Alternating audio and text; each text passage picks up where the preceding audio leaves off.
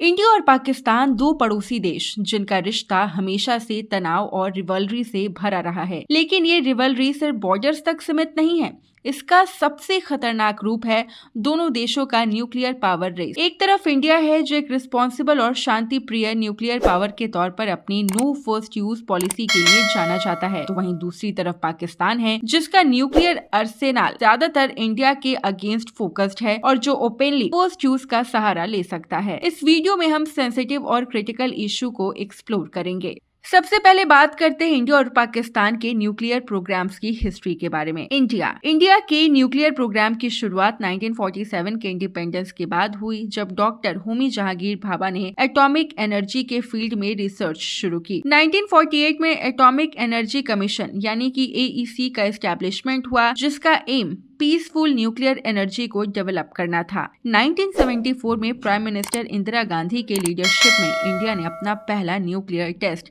Code name smiling Buddha Rajasthan के Pokhran test range पर किया। ये टेस्ट ऑफिशियली एक पीसफुल न्यूक्लियर एक्सप्लोजन डिक्लेयर किया गया, लेकिन इसने रीजनल डायनामिक्स को बदल दिया और साउथ एशिया में एक आर्म्स रेस की शुरुआत कर दी। पाकिस्तान का न्यूक्लियर प्रोग्राम 1950s में स्टार्ट हुआ, जब USA के एटॉम्स फॉर पीस इनिशिएटिव के under Pakistan atomic energy commission establish की गई। लेकिन इंडिया के 1974 के पोखरण टेस्ट के बाद पाकिस्तान का focus rapidly nuclear weapons development पर शिफ्ट हो गया। लेकिन इसके पहले 1965 में मुल्तान कॉन्फ्रेंस के दौरान फॉरेन मिनिस्टर जुल्फिकार अली भुट्टो ने एक बोल्ड स्टेटमेंट दिया था, अगर इंडिया एटॉमिक बॉम्ब बनाएगा तो पाकिस्तान भी बनाएगा, चाहे हमें घास और पत्ते ही क्यों न खाना पड़े। ये स्टेटमेंट पाकिस्तान के न्यूक्लियर एम्बिशंस को दुनिया के सामने रखने का एक साफ सिग्नल था। पाकिस्तान का न्यूक्लियर इंफ्रास्ट्रक्चर चगाई हिल्स में टेस्ट किया गया, जब 28 मई 1998 को पाकिस्तान ने अपने पहले न्यूक्लियर टेस्ट कंडक्ट किए। ये टेस्ट इंडिया के पोखरण